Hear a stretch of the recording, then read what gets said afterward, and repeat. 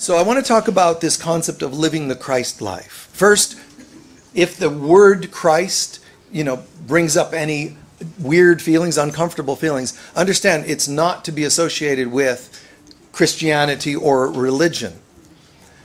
Thank God, right? Well, there's such a charge that some people have with these things. No original teacher of anything that ever became a religion is what the religion portrayed them to be. So that's simple enough.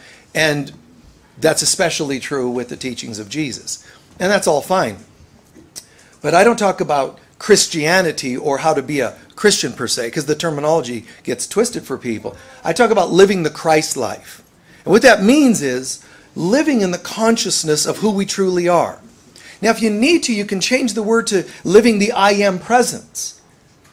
But it still needs to be understood. Because you can say, I'm really living God presence, I am presence. What does it mean?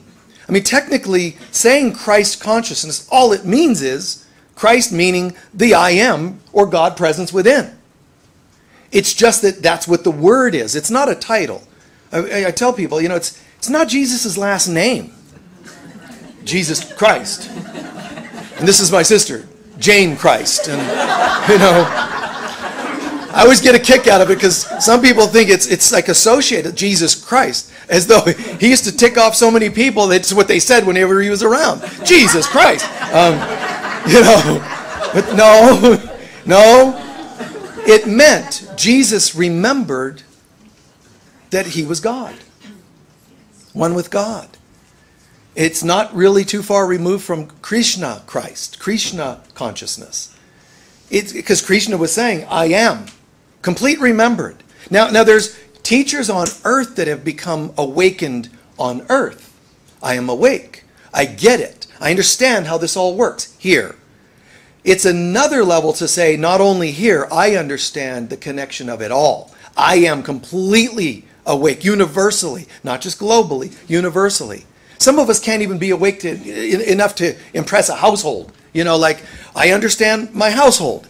We don't understand ourselves. People live in such darkness and such ignorance that when somebody gets it, they say basically, I got it. I woke up. And it's in variations. Gandhi a bit, Mother Teresa a bit.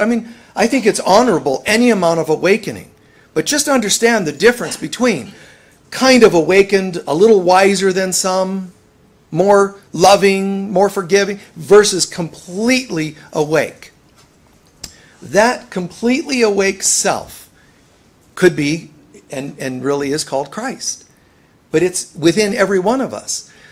And it's not something we have to develop or work on per se. We do work on it, but the good news is it's already actually done. Christ isn't something you fix or work on the way we think. There's not enough books you can read to become Christed. If you don't become the consciousness of the best stuff you ever read, then reading was kind of worthless. We have to become the consciousness. And what I'm partly saying is that consciousness has never changed. It's been with us since we were created. It's never changed. It's never downsized. It never went left, right, or whatever. It's perfect. And it resides in us. So really becoming Christed is simply a remembering process. Still remembering, but it has to be lived in our day-to-day lives. And a lot of us just slip in that. And we think it's us. I better read more. I better meditate. I better, I. And then we stay with that I, the small I. And that's not how you become Christed. It's not by reading. It's not by the things we do. It's a consciousness we lived. And that's something that's always been awakened in me, just this knowing about that. I didn't always know exactly how to implement it because when you're awakening the Christ inside, the world doesn't typically get that. They don't understand it. They're not going to support it. Hey, wait, excuse me, at the bank, you seem Christed? Is it? We have some bags of money for you. It's not like you become Christed. The IRS says, according to our records, you have become Christed, so you will not need to be paying taxes because they're an illusion. The world doesn't acquiesce the way we would sometimes wish. But to become Christed, things in our life do start to change, and you do start to see miracles more often. Humans that could start moving into miracle consciousness quickly move out of miracle consciousness when they start to think that it's just for themselves. If you don't understand that everything that comes to you is to be shared, it will be taken away. Sooner or later, it will be taken away. And it might be another lifetime where you're going to, oh, why? I don't have it. You may have had and didn't share, so share. I don't have anything to share. Really? Smile. But I got no teeth. Okay, smile anyway. Because somebody's going to be lifted at the fact that you say you don't like to smile, you don't have a pretty smile, but you do it anyway. I like that. You don't think you're wise enough. Tell me about your life. What lessons have you learned? Everybody has the ability to access something worth sharing. Oh, but I'm going to play small. That's not going to help. So you don't have to do it from arrogance, but just, who are you and what do you have to share? And there's always something. A smile, even if it's a toothless smile, a smile. A little sparkle in the eyes. I mean, there's always something. And yes, funds, and if you have 5 cars, give one away. Share whatever you can afford. And people on this planet think it's the opposite. What you have worked hard for, so keep it, grab it, pull it closer. Don't let anybody have it. It's fear. And that's not living the Christ life. So one thing we have to understand about living the Christ life is it's, again, not something that I develop. I will create a curriculum for my Christ development. It's already there. It's called love and forgiveness. That's the main tool. But there's something quite beautiful. Instead of saying, okay, I'm almost there. Lord, I'm working on it. I'm a little more this, a little more love, forgiveness. The most important tool of all is that you don't have to do anything except call on the Divine Mother. Because if you want to birth the Christ child, who do you think gives birth? You need a Divine Mother to give birth to a divine child. So if you want to become in contact, or you want to birth the Christ child, you better call on a mother. Whether you're a male or female, you still need the Divine Mother, which we call the Holy Spirit in some traditions. And some people get freaked out about me mixing those two. They're the same. Some people have they shared how much they love and appreciate that I made that connection. The Divine Mother is the Holy Spirit. Too often we use the word He as a pronoun for the Holy Spirit. So it's God the Father and God the Holy Spirit, He, everything's a He. And it's not so. First of all, there's no gender in God. But metaphorically for our minds, if you're going to use gender, then think of the Father aspect of God, the Creator, and the Mother aspect of God, the Nurturer. Whether it's in Hinduism, whether it's in Christianity, there's a Trinity of God known. 1/3 of that Trinity is you and I. You and me. We are the Christ child. We look like we're many. And we look like we have variations of great things and problems. And none of it's true. And what we need to do is to say, God, if I didn't know better, my eyes tell me this is how we're doing. I'm doing a little better in my growth today. Oh, the world's not doing very well today. Finances are up, finances are down. That's this world. When we say, I would like to learn to see. But if it's me trying to learn to see, I keep using my eyes. If I want to change my vision and become Christed vision, you better call on the mother to birth the Christ child so you can use Christ eyes. So in our development, there's a whole phase that's important, and it really never ends. But the initial stages of birthing the Christ that we are is to learn humility and to call on the mother. I don't know. Show me, Mother. Show me, Holy Spirit. See, I don't know. And she's like, hold on, just give me a minute. You're calling on me? Wow, humans don't know how to do this very often. Thank you. Thank you, thank you. And then, all these gifts come flowing upon us. Love, peace, joy, abundance, health, wealth, wisdom, all the good things. Humans keep trying to get these things to happen. You can't birth anything without a mother involved. And in this case, don't rely on human mothers, even a girlfriend, a female of any kind, your earthly mother. They cannot compare to nor live up to the Divine Mother. Call on the only real one. Everyone else is just playing roles. And it's frustrating because on earth you can say, I wanted to be the Christ, but that family of mine. It doesn't hold water. It just, you go to heaven and you try that. Listen, I was going to do the whole Christ thing, but, the family I had. They don't say, just out of sympathy, come on in. They just say, we have some beautiful parting gifts. Boom. They pull a lever and boom, back into the earth you go. Tell them what they get, St. Peter. Well, life with your family all over again.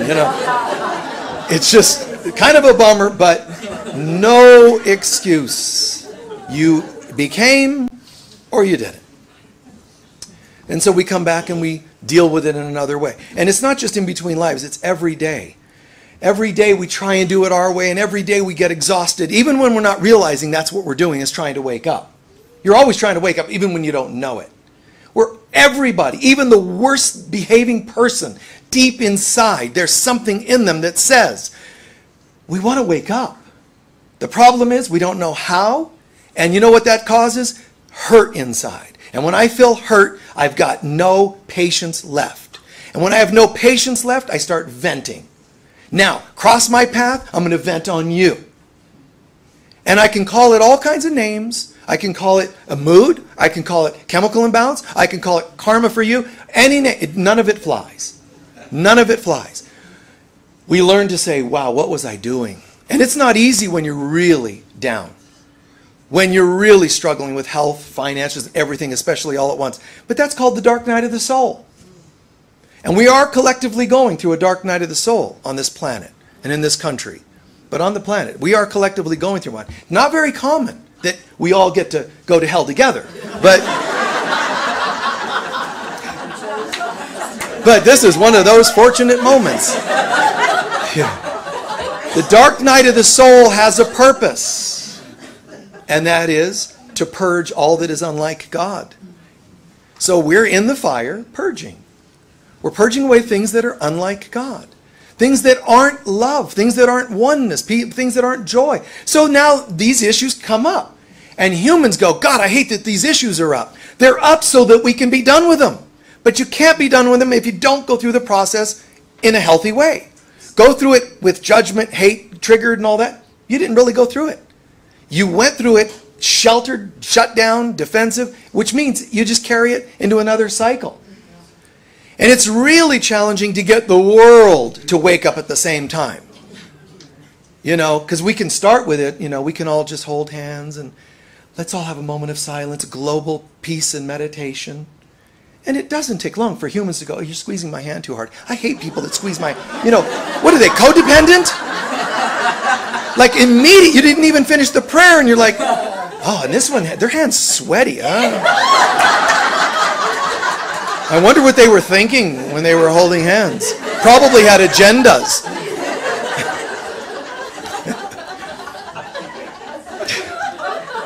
So, is this working for you? Jeez. She's laughing. Yeah. And, and it's kind of funny because you'll see in a group, like spiritual groups, church, I can be standing up at the front. They're like, oh, I want to hear this. This is great. And I do some talking and then they're like, whoa, yeah. And then somebody's phone goes off. And it's great because I'm up here. So I can see they're pretending 1 minute, they're like, oh. And then somebody's phone and they're like, oh, you inconsiderate jerk, it's like, and so, and I agree that, yes, please shut yourself up. I agree, there's certain things, it's distracting, I get all that. But it's funny how quickly we can shift out of the seeming, I really believe this whole Christy thing.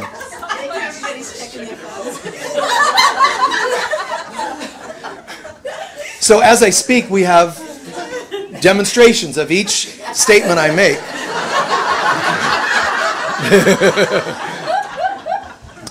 and this is not, clearly it's not an easy process. You hear about, in the book of Revelation, you hear about a woman. It's the divine mother.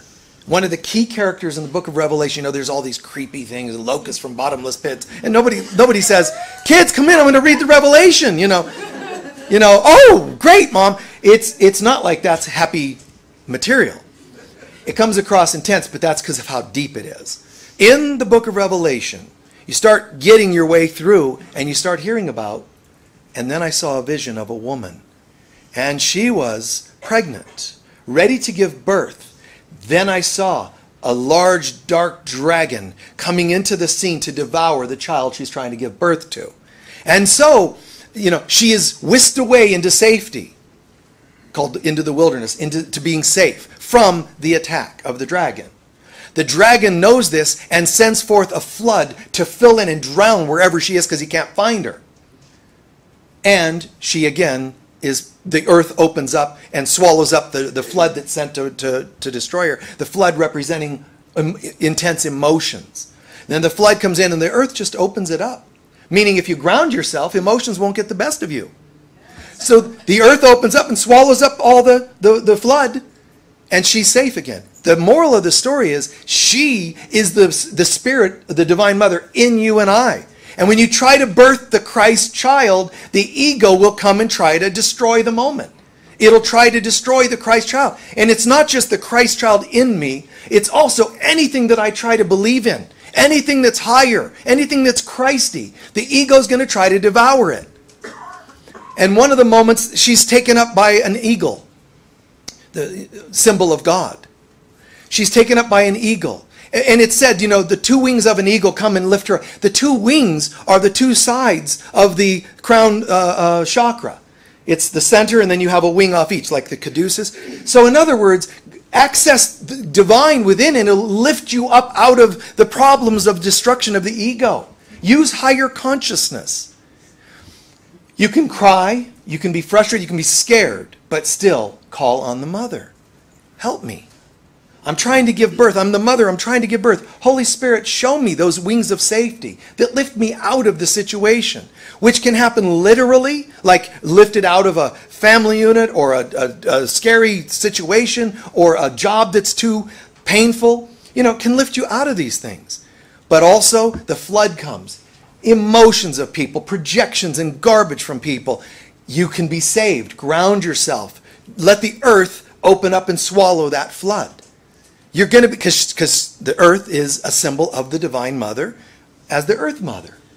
Call on the mother. The woman in you is going to try to birth good things. And when it does, doubts and fears come in. Take care of them. Let them be taken care of. There are so many great illustrations of this throughout history from masters and teachers that stuff's going to happen. Just do not let it get the best of you.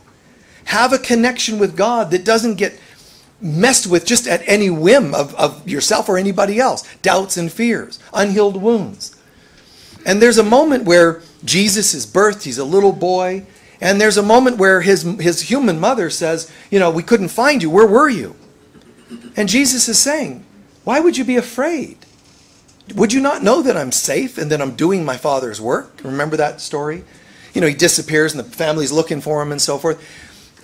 What a trip that would be to have that as a kid. It's just kind of, you just imagine all the different kinds of conversations. Imagine having siblings, and the parents tell the sibling, why can't you be more like your brother? Because he's the Christ. I can't live up to that, man. It's too much pressure, But you take it all the way to that practical level. And there again, if ever the human mother, the human aspect of us, is afraid of birthing new things into our life, become the Christ child that the divine mother gave birth to. Become the Christ child and say to the human self, why would you be so afraid? Why would you obsess? We said we're going for a new soul's purpose. Why are you so worried that it's not going to work out? Why would you think that something that is divinely ordained to all of us, but also divinely chosen by some of us, why would you think that can't go well? Why would you ever think that this is a great thing happening, coming from God, and it might work out? Where is the divine mother there? That's just the human dad, mom, the human self, the ego self, which is always complaining. Find this other voice and say, no, I believe this can happen. This can be true. I can know the presence of God and start living a different life. It doesn't mean that in one snap of the finger you're a completely different person. It has to be integrated. It has to be lived on a day-to-day basis. And that's part of what I'm trying to get across today, is that it's day by day. Living the Christ life is not, there's this dark night of the soul that's going on this planet, and people just are succumbing to it. They're talking about politics, and just say to the voices inside and to other people that start going off on economy or politics or whatever it happens to be. Be able to be that voice of the Christ child saying, what would make you think I'm interested in that? Yeah, that's how Jesus spoke to the worried human parent. How about, what would make you think that I'm interested in that? You're telling me to hate somebody. That's not really what I'm into. Say it lovingly and tactfully. If you say it in a way that shames them, you're just going to hurt them more and they become even angrier than they already are. It just, it happens that way. But instead, turn it around. So find a tactful way, but convey, that's not really my interest. It's not really my thing. Don't buy into it. Don't feed more of the ego world. How can I bring in the presence of God right here, right now? And sometimes it's saying yes to things, but sometimes it's saying no. And if you're worried about what they'll think, then you failed the test again anyway. Because that's not what the Christ child does. It says, did you not know I would be about my Father's business? So you say to people, yeah, I'm not really interested in what people are complaining about with politics. How could you not be interested? You must not be a nice person. What makes you think I care to listen to what you have to say about that? What am I conveying something that, not in those words, but that's what you're conveying energetically. It's like one time Helen, who wrote A Course in Miracles, channeled that, she went off on Jesus once because that's who's channeling it to her. This is A Course in Miracles. It's a course in love and how to be one and with God and all. And she's, and he's talking to her. And she at times would be like, just complaining and fighting him. And one day she went off in one of her infamous rants, and she said, I'm getting fed up with this whole channeling thing. I have a life. I need to deal with some other things and take care of some other things. And besides, I think you have a Christ complex. Because she was a therapist, so she had names for these things. And she went, I think you're insecure, and I think you're blah, blah, blah. And she went off on, and when she's done, are you done? Yes. And he goes, I just thank God that God does not agree with you. It's like, what's somebody going to say to that? They're probably going to think you're nuts and dangerous, so they leave you alone anyway. But that's okay. Convey that you really, when you're aligned with God, then allow people to see that you hold your center.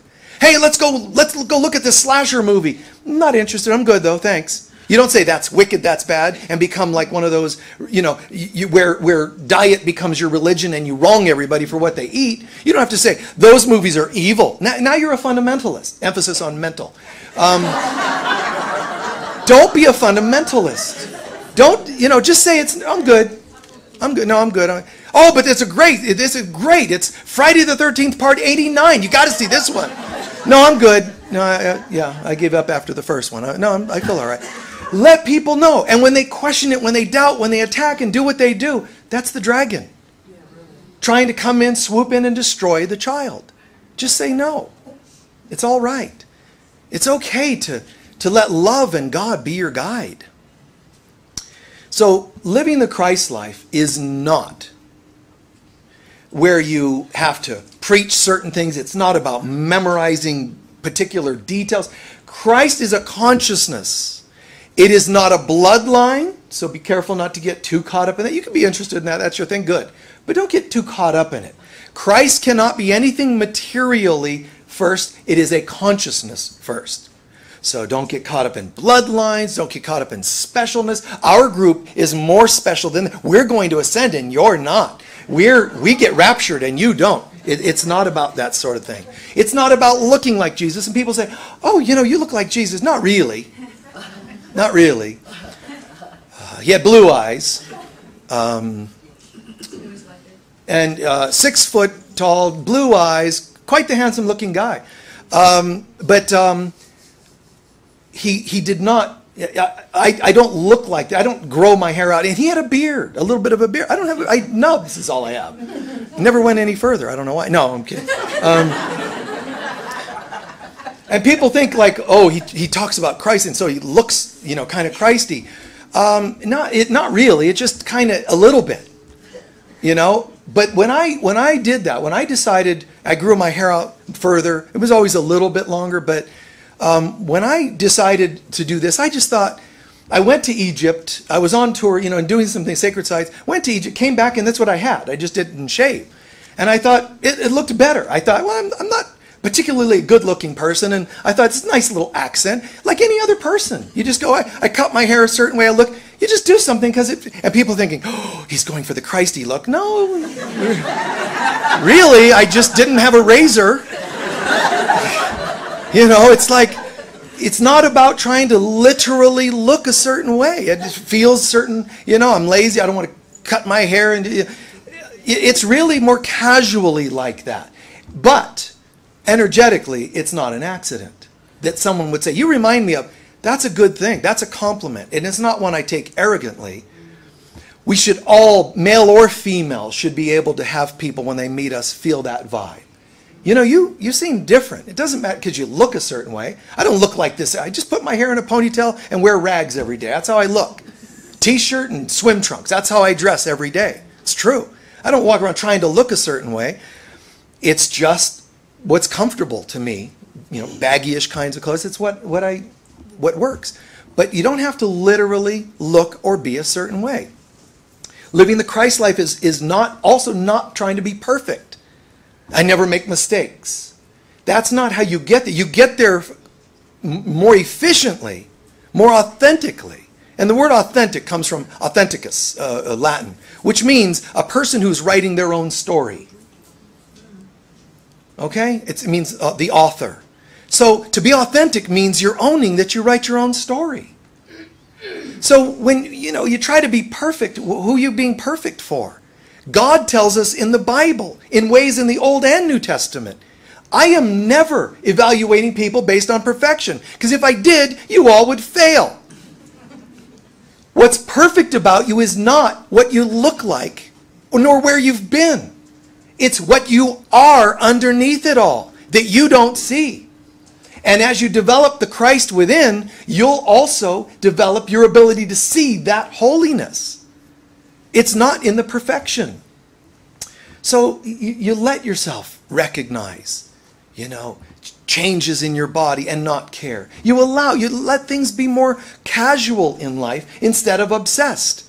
And being a spiritual teacher, trust me, I've had to juggle that a lot. People look, people watch, or does he live up to? I don't know of any spiritual teacher I have ever met that lives it as much as I do my best to live it. I'm not saying I'm perfect at it, but I really make it a point. Some people go, Michael, what do you like when you're not teaching? This is it. I'm weird here, I'm weird out there. I know stuff here and I know stuff out there. There's moments of frustration here and there's moments of frustration there. It's very simple. What you see is what you get. But I am a person that really works to be it. And I admit that, not because I'm flaunting it or bragging it. I'm telling you that because it's sometimes frustrating to live in that frequency, to live in that vibe, to think when you eat certain things, is this congruent? Does this feel okay? When you say certain things, whatever you do in life, there's going to be things that you do that other people wouldn't agree with. But I live in my way. It's like having 7 billion pairs of eyes on me. Not because I'm being overly obsessed about it, but I do like to imagine, am I living it right today? Am I being in any way unauthentic or hypocritical? Again, you can get a little bit obsessed on it, but that's how I do things. And it's not an easy relationship to have, one with me. It gets weird, for friends or whatever. Because conversations, I like depth. You want to talk about you like this guy, don't like that politician, whatever. I'm going to want to know why. What did they bring up?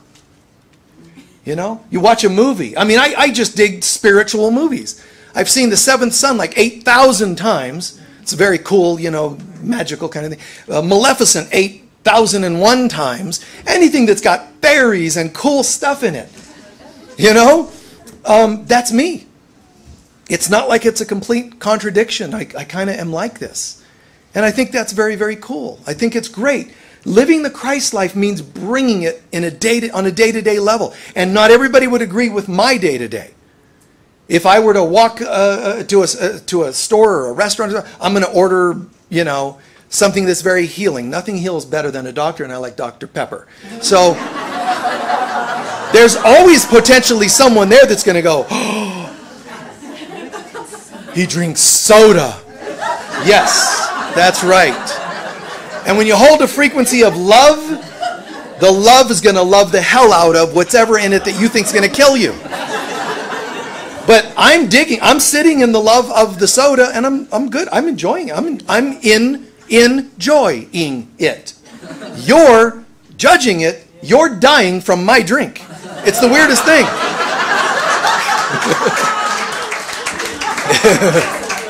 You know? This drink is killing you, you know. Living the Christ life isn't the human perfections. It's just, you know, I saw this thing happening the other day. Just briefly, I'll tell you this. And a friend was having a yard sale, so they asked me to stop by it. You know. So I said, I'll help you move some things, you know. So I go over and offered to help, and I was waiting for them to wake up and come out and, you know, be available to me. So I'm just hanging out reading, you know, because this is what I'm doing, you know. So I'm reading some cool Course in Miracles kinds of stuff.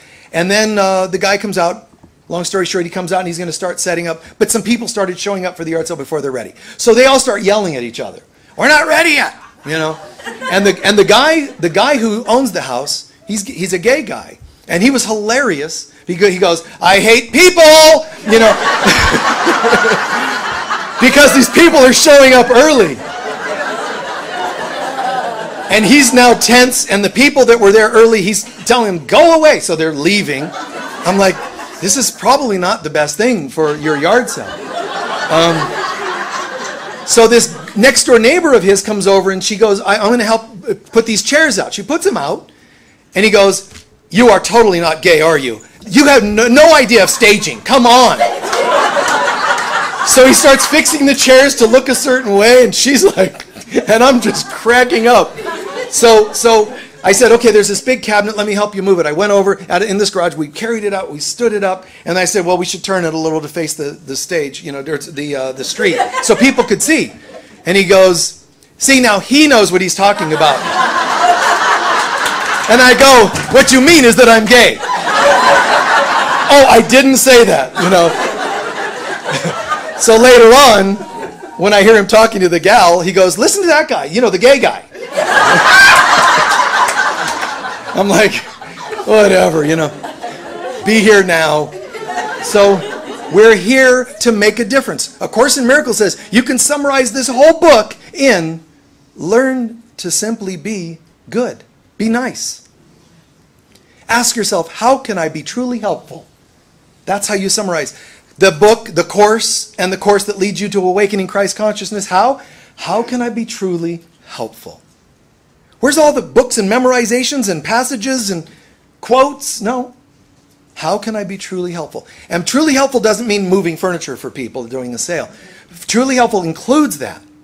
But it's in here. Truly helpful means when you cannot see the Christ in you, I'm going to do my best to see it for you. And, you know, one of my biggest challenges in life has been to do just that, to really to work with celebrities, money people, porn stars, all kinds of people, and do it from a place of you deserve to be as loved as anyone else. But then my doing it makes other people question me. Why would he work with that kind of person? Why would he? And as a human, man, these things push and pull. I mean, totally in my divinity, don't care what you think. The human self pushed and pulled, and you feel that tug. Which is what ages us, which is what stresses us. Because we're trying to, even when we're trying to live the Christ life, the human self keeps trying to batter that and badger that and not let it be. So that is a day-by-day test. I haven't gotten it down perfect because on earth, you're not going to have it down perfect. Because when you work it in yourself and you get that done to a proficient level, you're going to work on the collective consciousness that still doesn't get it. So, don't evaluate, when am I going to be done? How many more tests do I have? Just when you're here and it's before you, you have something to do. So living the Christ life is not any of those things I mentioned a moment ago. Living the Christ life means living with the consciousness of love and forgiveness foremost. It's about birthing the consciousness of God. It's about, what would you have me do? You're birthing the consciousness of God not because you meditated for so many days, months, years that you became enlightened. It's every single question or surrender. It's a moment by moment, what would you have me do? It's in each moment of asking the question, who am I? What would you have me do today? And now you've surrendered and you're shifting into the God consciousness. It's not a special ceremony and so on the outside. Those things help. But if it's not done on a day-to-day basis, well, I already did that. How come it's not just happening? It's a moment-by-moment basis that you have to choose well. Choose to only be what you truly are. They call this in the New Testament putting on the mind of Christ, which means I'm putting on the crown of love and forgiveness. It's like a virtual reality headset. I'm going to put on the virtual reality headset of Christ. Whoa! Wow! The human headset is, man, people are so messed up. You take that off and you put on the one of Christ, it's like, oh my God, if you only could see what I'm seeing. You have less to argue about. You have less to be contentious about. You're not as focused on where you have been in the past, that you're unworthy of something good. All that disappears. And it's like that. It's like you're putting on the consciousness of God, of Christ. One of my favorite stories, I think, this is probably from 25 years ago, a client. She came for a session and she had some really wonderful epiphanies. And then she wrote me a letter afterwards. And she said, I had this vision when I got home. Something happened. And I had this vision. And long story short, she just said, I had a vision of Jesus. And she said, what was happening was I was on a boat like the apostles. And, the storm, and then Jesus walks out on the water. So she said, and there was this storm, and Jesus walks out. And I said, oh my God, this is just like the story in the New Testament. Jesus is walking out on water, and he says, step on out of the boat. Step on out. And so she does. She steps out, and he says, walk towards me. And she starts walking towards him. And she said, and you wouldn't believe it, Michael, she's writing in the letter, I sank. This is before emails, okay? And she said, and I sank beneath the water. And I was feeling like such a failure. She said, next thing I knew, I was on the bottom of the sea. And thinking, I blew it. I mean, to have Jesus stand before you and say, here's a test. And then you sink. She said, I sank all the way to the bottom. She goes, and then I could see something in the distance. And it's Jesus coming towards me. And she says, why are you down here? My test was up there. He said, the answer is, I'll always meet you at whatever level you're at. And I never forgot that. Yeah, chills, huh? Wow. Now I go, wait, I thought the great stories I'm supposed to tell about my life, your life, our lives, are the ones where, and then I ascended. She sank to the bottom. And he's like, hi. That. Hey. Aloha. No, sink to the bottom. So no matter where any of us has ever been, it'll meet us there if we open our eyes. We're allowed to close our eyes and, I'm unworthy. And you're allowed to do that. It's just not encouraged, but you're allowed. That's free will. But free will is not what people think it is. Free will means I'm going to freely choose the will of God. Free will does not mean I'm going to do what I want. That's the human ego twisted version. I reached the bottom, and so, God, how nice to hear this. Oh my God, I've still been thinking, that I need to fix it, that I need to be more spiritual, look at all these people. I mean, if they knew the history I've had, they would probably not like me. That's not so. That's the human stuff still haunting your mind. Instead, you start to realize, my God, no matter what, I'm okay. God meets me at the level I'm at. Very cool. Just that one story heals us, if you think about it. It shifts. Wait, even in my town, even with my family history, but my genetics are such and such. Oh, the things I've done. How much longer you want to share? Because it's not going to change the point. Just open your eyes, your heart, and say, all right, here I am. And it's standing there before you. And there is no past in the Christ, which is found in the moment. So everything changes. Wow. I'm healed. Now I'm starting to understand. Just that one story, it's downloading that I'm okay. Before I even walked in here today, I'm still thinking I got to do this and that and the other. And I wasn't a good enough parent, and I wasn't a good enough child, and I wasn't. You want to keep going? We'll give you longer if you want to keep obsessing. It's okay. Finish sharing what you want to share, and then it's standing right before you. So acceptance is up to us. And as I'm going to start closing now, I want to remind us here. Living the Christ life is not about the details of the world. It's not about what you eat, or, it's not even really as much about what you do or so forth, as much as how you do things. It shifts how we do things more than what we do. You can still dance. I mean, Jesus himself, he laughed, he cried, he danced. It's okay. He just didn't judge himself for it. This is what's happening in the moment. And to not judge. Seeing other people afraid and scared, and it's a little frustrating to have your eyes opened at all and see that people don't want to open theirs. Because you can say, but don't you realize that it won't be as painful if you just, and they don't want to see it. It's hard to see people pummeling each other verbally or in any other form when you know better. So waking up can cause us a whole new level of stressors. You're in the fray, it's stressful. You come out of it and you go, guess what? And nobody wants to hear it. That's also stressful. As a parent, for me personally, that was stressful. Being able to say, hey, guess what? And they're in the fray of stuff, of life, and it can be hard. And if you have a partner you're dealing with, that could be hard. If you have a job, you go there and it's a job that's really tense, let's say, and so on. Your eyes are open and you feel so different. But it's hard to convey that in a way that they're going to accept. Bummer, but that's also today's test. I'm really frustrated with this. Oh, a test. Is the test to fix them all? No, it's for me to be okay despite how they want to behave. Wow. Bummer double now. Bummer squared, But what are you going to do about it? So we all have our thing. So whether it's food, being the Christ means you know the truth and you respect the illusion. You'll probably continue eating what you believe to be dietary laws, but you won't take it as seriously. You realize, as Jesus said, it's not what you put in the mouth, it's what comes out of the mouth. What you say betrays what's happening in here. So go ahead and eat all your most organic foods, but if you hate people, it's not good. So you'll respect the illusion. It's okay, respect the illusion. What does Christ do about things like relationships? Christ teaches relationships are the most important thing on the planet. Not romantic. It means all your relationships are more important than anything on this planet. Why? Because you'll be mirroring how you're doing in here through your relationships with people out here.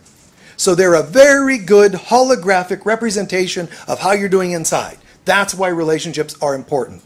And as I forgive them, I am forgiving myself. And forgiveness is absolutely the most important thing, not just of this world, but universally.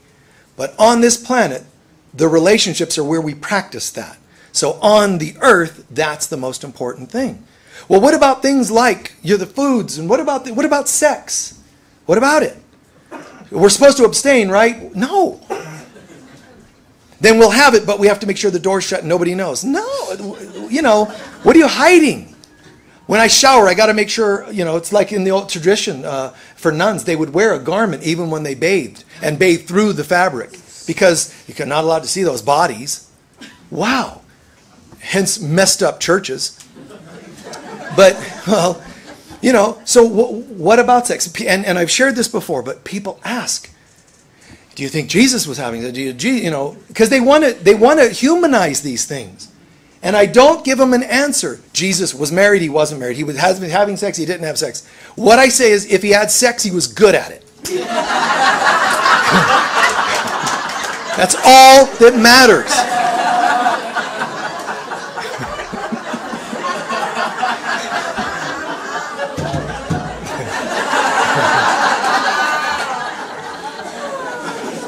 And there's importance to that statement.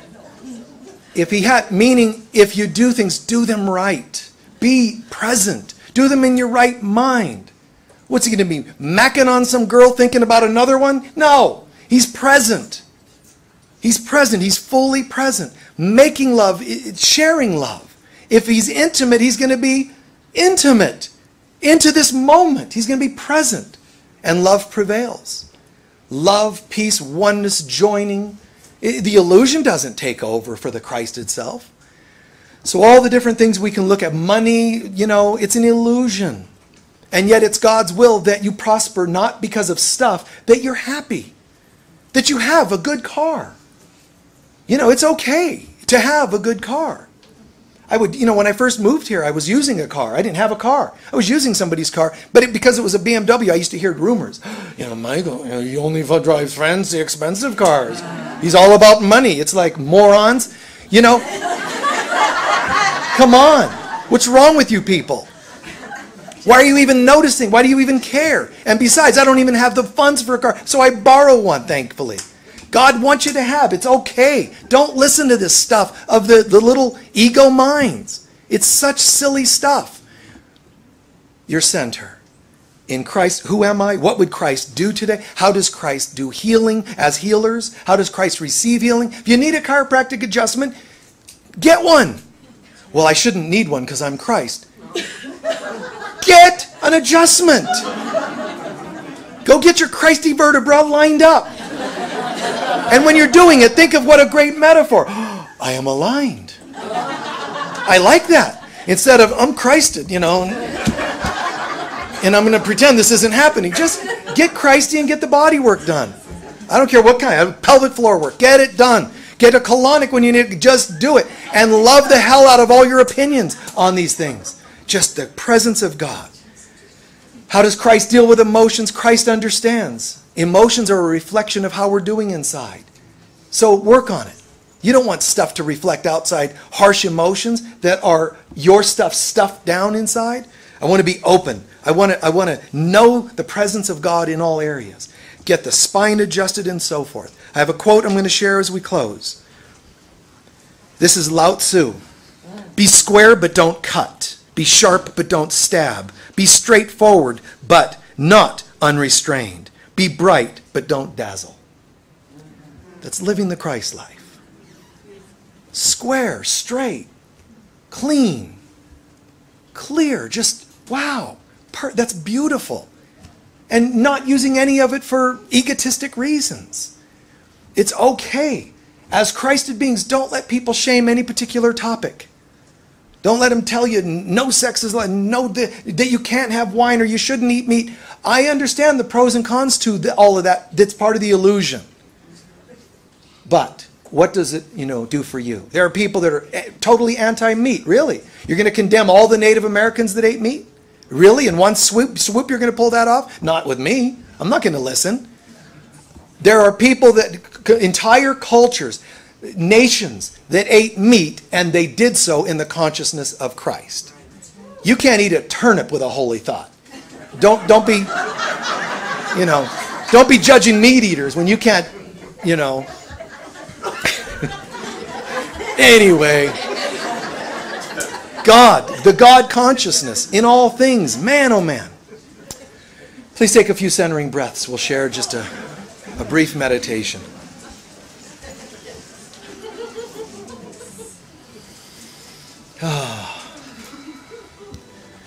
Decompress. Shake off the tensions. Giggle, laugh, whatever you feel. Just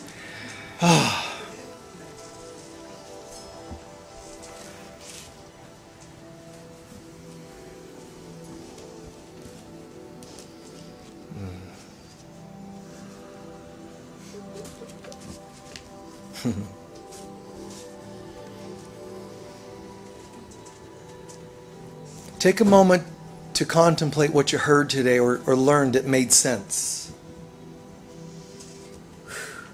Whatever it is, what did you hear or learn that made sense to you? Anything you heard that was incongruent to you or didn't feel right, just let it go. But breathe in the things that made sense so that they take you to another level.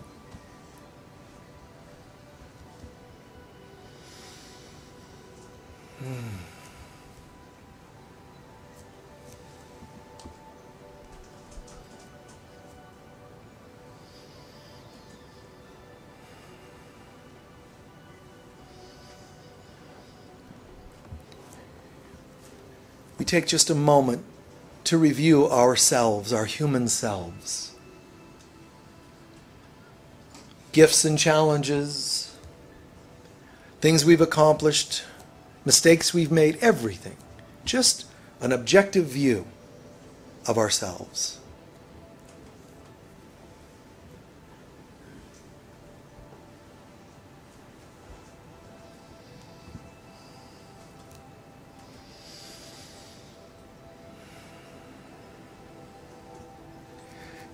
Just casually, passively be aware of the things that you have done or are doing that you would like to fix, correct, do differently. In a perfect world, what would you do differently? How might you be different?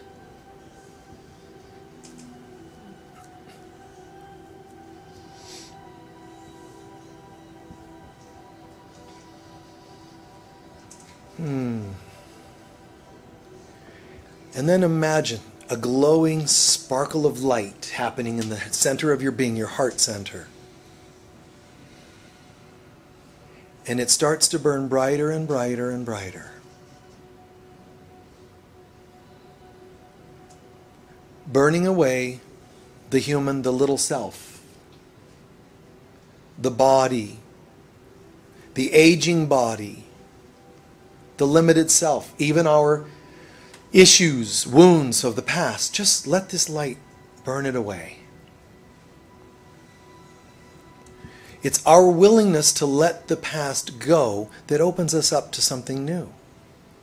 And it burns all of this away and leaves just a slight hue of color, a slight glow where we once stood. There goes all the stuff, decisions we've made, investments, guilts, shames, relationship decisions. Some that carry wounds, abortions. Just let these things go. All the various decisions, things done to us and that we've done to ourselves. Let them burn away. Watch your mind and see if you try to hook and hold on to any of these. If you do, it's not bad. It just means you're actually holding it precious, more so than God. So work on that later. With all of that burned away, we then say, Holy Spirit of God, Divine Mother, the love of the universe, the womb in which I live. In this moment, I surrender to you to birth something new. Birth in me a new self. Birth in me a new self.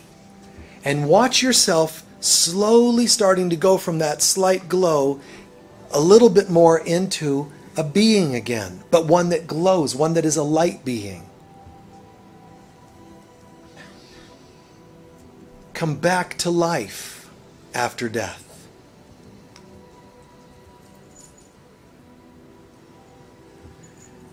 Seeing the new self. Birthing a new self. And I say to you, Father, Mother God, I am now here as a new being, ready, willing, and able to step forward into the world as the Christ child that I am. A holy being.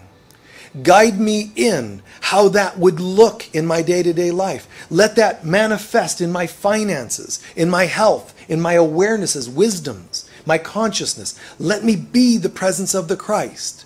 Nothing I have to pronounce out to the world, let it be happening within me. And let this be so clear and visceral and vivid that I feel the effects. I can see being guided to a new life, being guided to a soul's purpose instead of just jobs, more soulmate friendships rather than just people that I have ups and downs with. Guide me in every way. Show me how to be holistically healthy. Guide me in everything, diet, friendships, and all. Guide me on how to live the Christ life so that I take the child Christ that is born within and bring it to maturity. Guide me on, parent me on how to live this until complete maturity of the Christ that I am.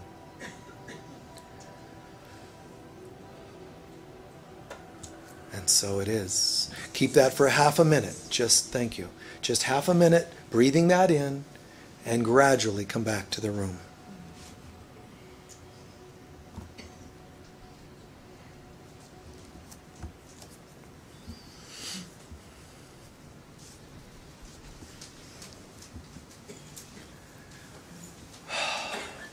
Very good. Those of you who like this topic today, there's talks like this. There's 4 of them on a DVD set called New Testament 1. That's the one you would look for if you want this and other talks on this topic of awakening the Christ.